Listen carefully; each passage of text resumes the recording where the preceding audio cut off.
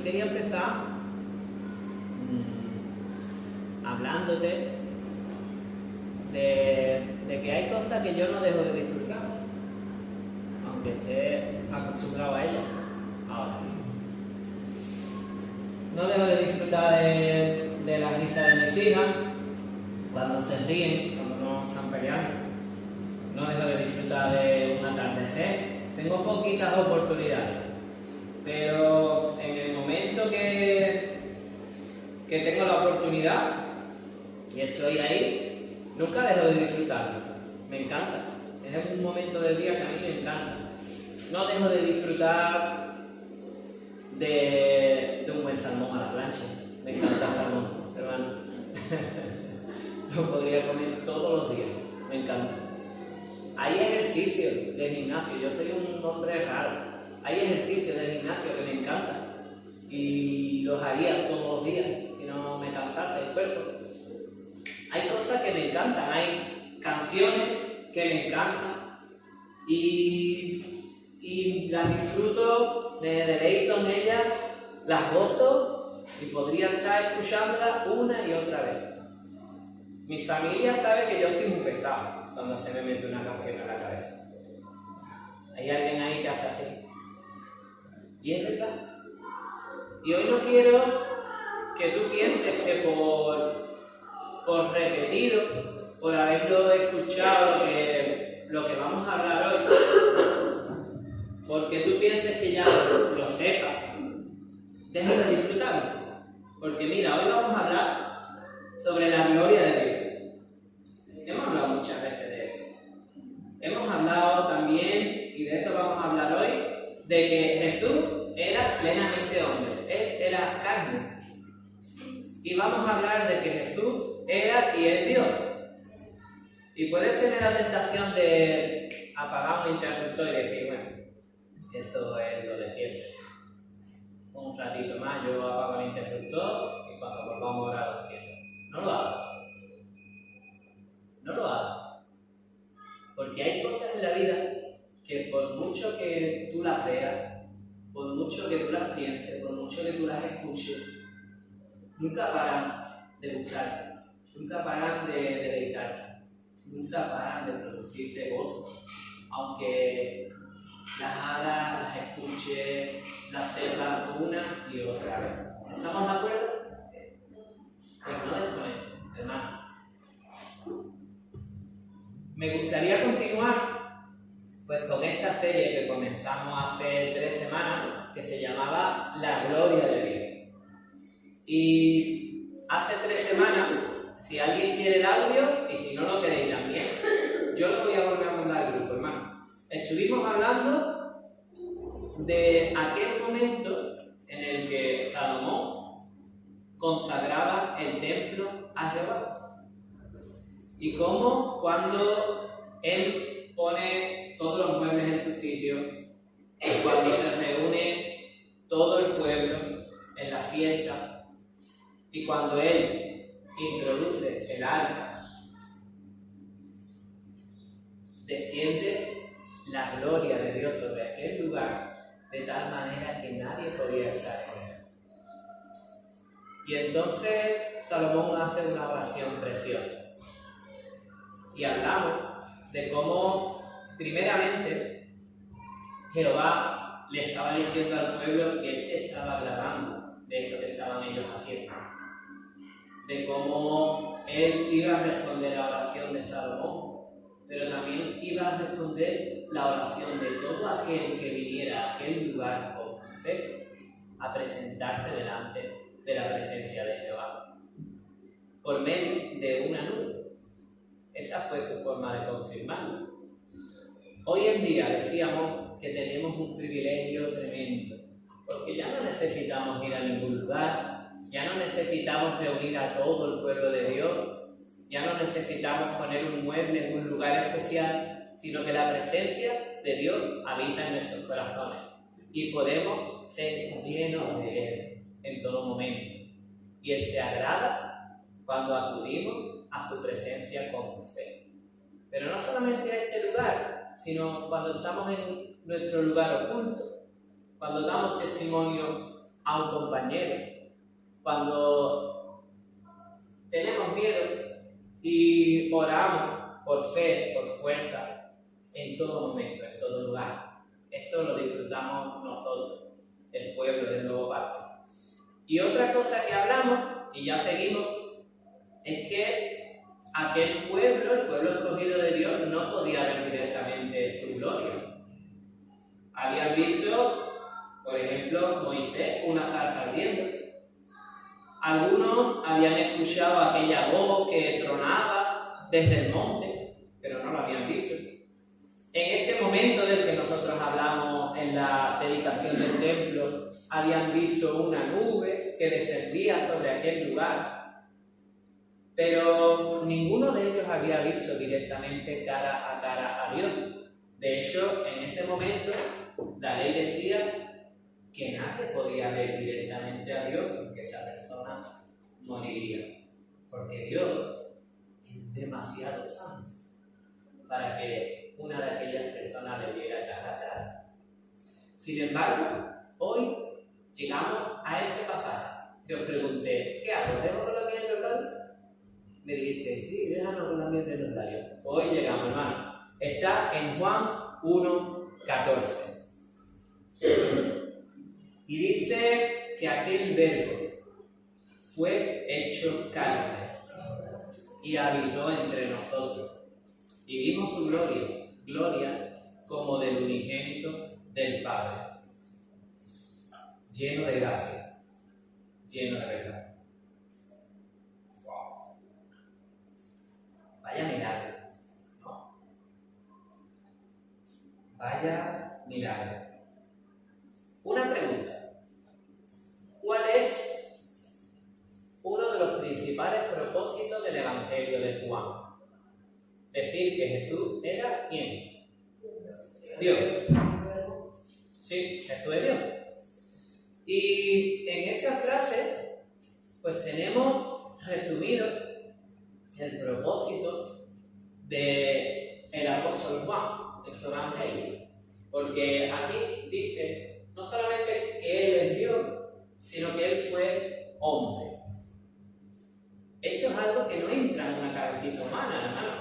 Es algo incomprensible, pero debemos creer por fe. Porque os voy a hacer una pregunta. ¿De quién es la gloria? De Dios. ¿Puede un ángel tener gloria? No. La gloria viene de Dios. Nosotros somos superiores a los ángeles. Nosotros buscamos recibir la gloria. La gloria es toda para Dios, hermano. Entonces el arcángel Gabriel queda descartado. Jesús no era el arcángel Gabriel. Jesús no era un ángel. Jesús no era un espíritu. Jesús era y es Dios. Y os voy a hacer otra pregunta. ¿Qué es lo que puede habitar en este mundo y ser visto con los ojos de la carne? ¿El espíritu o el cuerpo? Cuerpo. Entonces Jesús era Dios, pero al mismo tiempo era plenamente cuerpo, era plenamente hombre. Y esto contrasta mucho con cómo comienza el Evangelio de Juan, hermano. Porque el Evangelio de Juan comienza diciendo: en el principio era el Verbo, la palabra, el Dios de poder, Jehová. Esta nube de gloria que inundó el templo de Salomón de tal manera que él no se podía echar allí. Y el Verbo era con Dios. Y el Verbo era Dios. Era eterno, era infinito, era creador. Este era en el principio con Dios. Todas las cosas por él fueron hechas. Y sin él, nada de lo que ha sido hecho fue hecho. En él estaba la vida. Y la vida era la luz de los hombres. La luz de las tinieblas resplandece. Y las tinieblas no prevalecieron contra ella. Y me contrasta mucho este principio del Evangelio de Juan que nos presenta a Jesús como Dios, como luz, como poder, como sabiduría, como santidad, como eterno, como por encima de todas las cosas. Y de repente nos dice, pero este Dios fue carne. Yo lo vi con mis ojos y tenía un cuerpecito. Y es que la palabra vimos, esa palabra vimos, significa ver, pero ver de vista física. No significa que yo lo vi con los ojos del Espíritu, que yo lo pensé, que yo lo supe, no. Significa que yo lo vi con mis propios ojos. Además, en plural. Resulta que hubo más personas que lo vieron. Y es que el apóstol Juan necesita hacer esta aclaración, porque había una secta dentro de la iglesia que decía que Dios es demasiado santo, demasiado superior, demasiado grande, como para rebajarse a hacerse un cuerpo humano. Entonces ellos creían que Dios era una aparición. Jesús, era una aparición. Que se le podía ver, pero como el que ve a la niña de la curva. Y Juan, pues tenía que combatir esta creencia dentro de la iglesia. Y lo combate de una forma muy fuerte. Utiliza unas palabras que para ellos eran muy fuertes. En primer lugar, les dice que él lo vio, que otros muchos lo vieron, y que fue con los ojos de la carne, con sus propios ojos, y que por lo tanto Jesús era palpable. Esta palabra sale más de 20 veces en el Nuevo Testamento. No hay lugar a duda de que otros muchos vieron a Jesús con sus propios ojos. ¡Qué privilegio!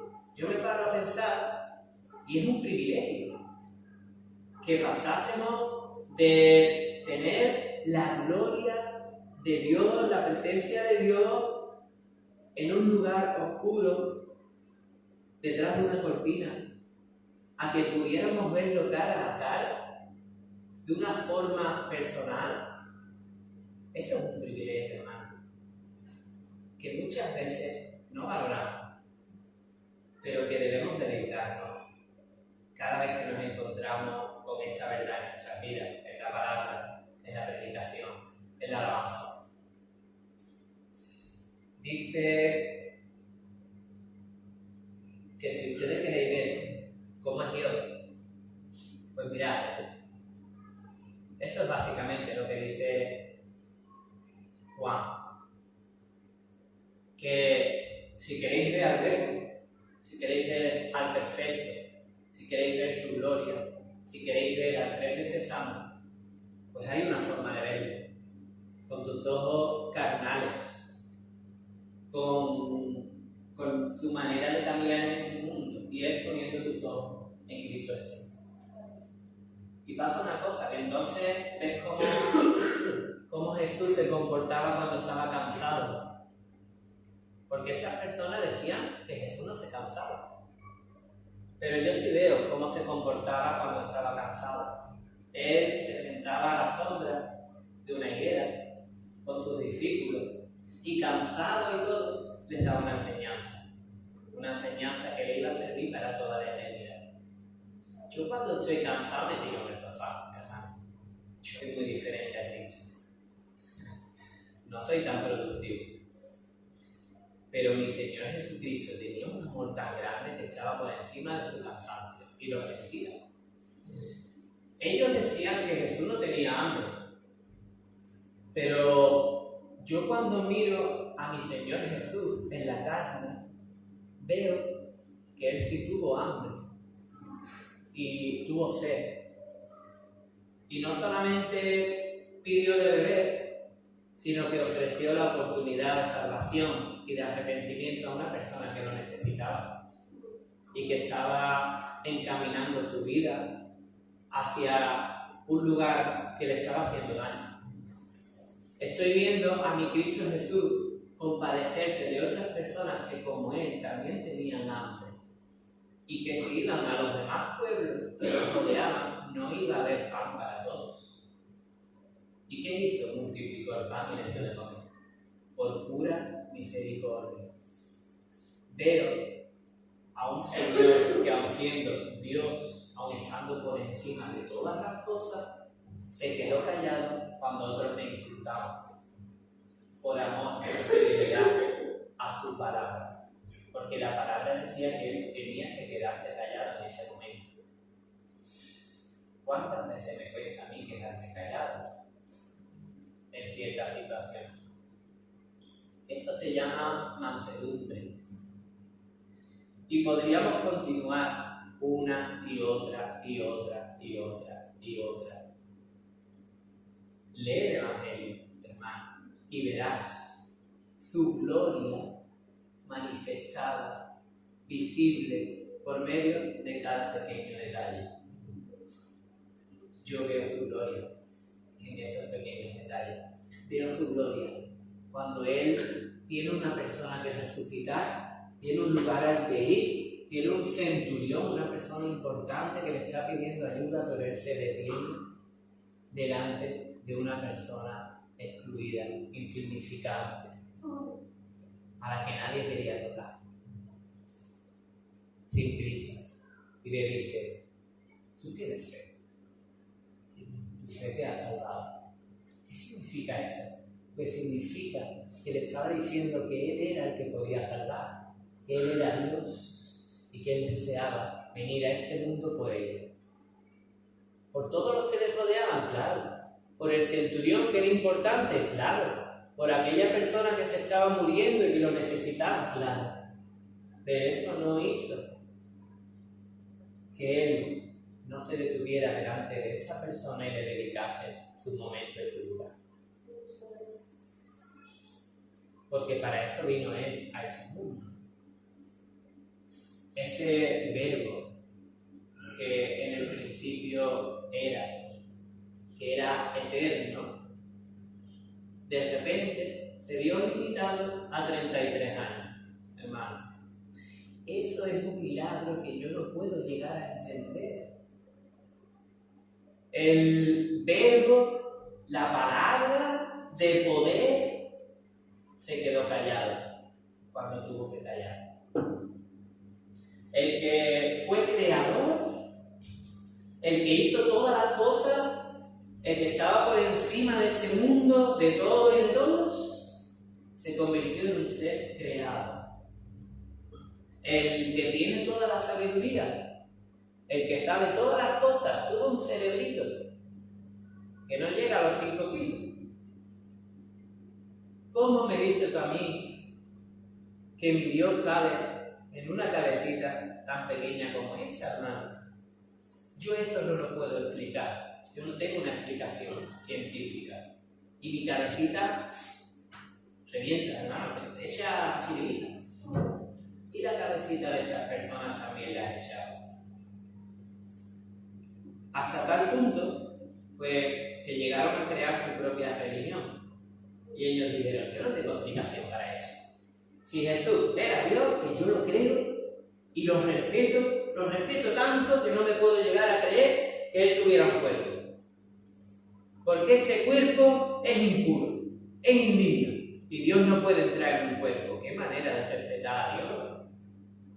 Eso se llama respeto. Pero es un respeto mal encaminado, hermano. Y esto me enseña una cosa. Y es que yo puedo amar a Dios con todas mis fuerzas, puedo amar a Jesús con todas mis fuerzas, puedo tener reverencia delante de su presencia, pero no puedo moldear a Jesús a mi imagen. No puedo hacerme un Jesucito a mi medida. Jesús es el que es. Y Él nos enseña en su palabra cómo es Él, cómo quiere que nos comportemos. ¿Cuál es su revelación? ¿Cuál es la verdadera religión? ¿Cuál es el verdadero amor? Y todo lo que esté fuera de eso, yo tengo que combatirlo en mi vida. No puedo simplemente desecharlo y moldearlo a mi forma de pensar, a mi forma de vivir, a mi forma de entenderlo, a mi forma de interpretarlo. Porque Jesús es uno, hermano. y ellos estaban intentando que hubiera dos tipos de Jesús. El Jesús aparición y el Jesús carnal, o uno u otro. Dice el apóstol Juan en su carta de Primera de Juan que, muy fuerte la palabra que utiliza, dice: en hecho conocer el Espíritu de Dios. ¿Queréis saber los que son de Dios? ¿Queréis saber quiénes son salvos? ¿Queréis saber quiénes son los verdaderos discípulos? Pues todo el que confiesa que Jesucristo ha venido en carne, lo dice por este tipo de personas. Ese es de Dios. Y todo espíritu que no confiesa que Jesucristo ha venido en carne, no es de Dios y es el espíritu de Anticristo. Yo tengo que tener mucho respeto a las enseñanzas de la palabra, hermano, porque yo quiero confesar al verdadero Jesucristo. Yo quiero creer en el verdadero Jesucristo, no en el Jesucristo que yo me he montado en mi cabecita, no. En el Jesucristo que me enseña la palabra. Y eso es lo primero que aprendemos de este pasaje de Juan 1:14. Y es una enseñanza muy profunda que todos deberíamos reflexionar una y otra vez, hermano. Dice además que aquel verbo fue hecho carne. La palabra que utiliza para carne es sarx. Es la misma palabra que utiliza el apóstol Pablo para enfrentar las obras de la carne con las obras del Espíritu.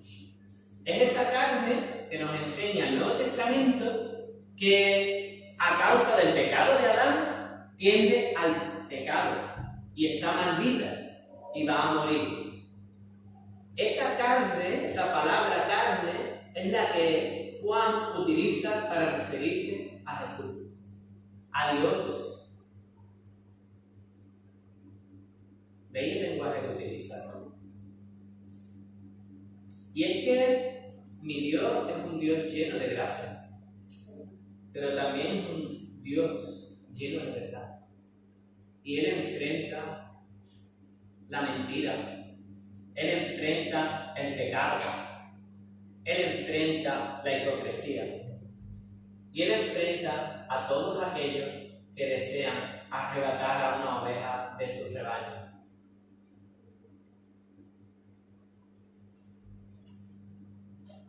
Y mi Señor Jesús, pues fue carne. Mi Señor Jesús fue débil en algunos momentos de su vida.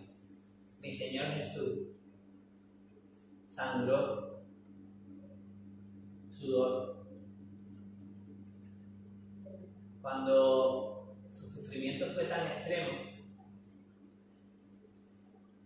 que no tenía más líquido que sudar, hermano. Mi Señor Jesús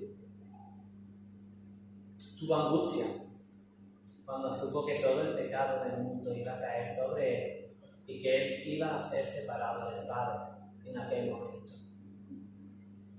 Y yo creo en ese Señor y creo que Él fue esa carne débil, despreciado, desechado, sin atractivo, pero al mismo tiempo creo que Él es Dios. Su completa humanidad no le quita ni un poquito de divinidad.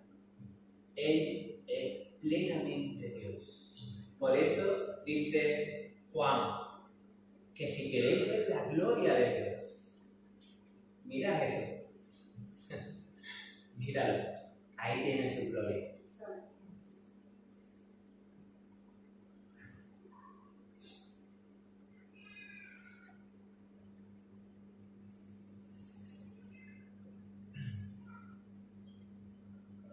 Jesús era Dios.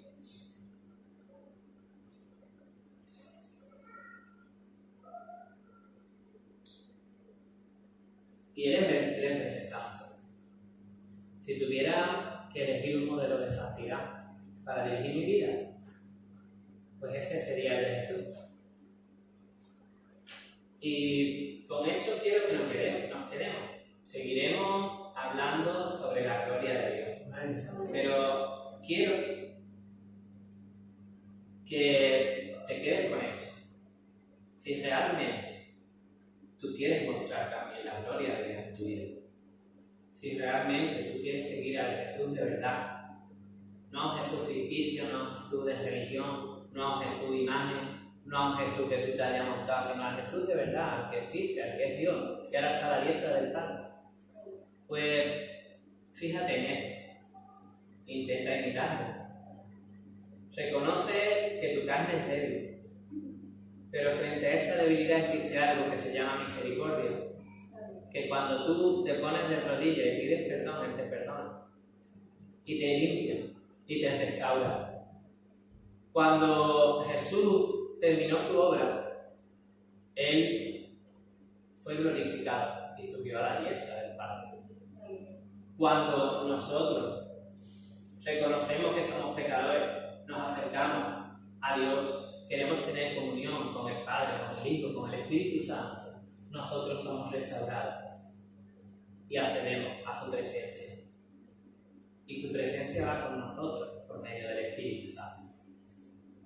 Me gustaría escuchar más estudios de todos ustedes, de toda la iglesia, fijándonos en pequeñas cositas del carácter de mi Dios, en su misericordia, en su paciencia, en cómo Él se daba cuenta de todas las cosas y no las dejaba pasar, sino que tocaba el corazón de las personas, en cómo Él, conociendo el pecado, conociendo la crítica, conociendo los malos pensamientos, solo tenía palabras de verdad y de edificación y de vida eterna. En cada uno de esos detallitos que yo veo en mi Señor Jesús, cómo Él necesitaba apartarse, pasar tiempo con el Padre, porque dice la palabra que Él es el unigénito del Padre. Y así comenzaremos el próximo día.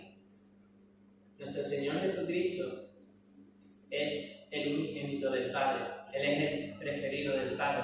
Él es el que tiene una relación más íntima con el Padre. Él es el que nos muestra al Padre por medio de su carne, de su comportamiento, de su obra. Él es el regalo del Padre a este mundo.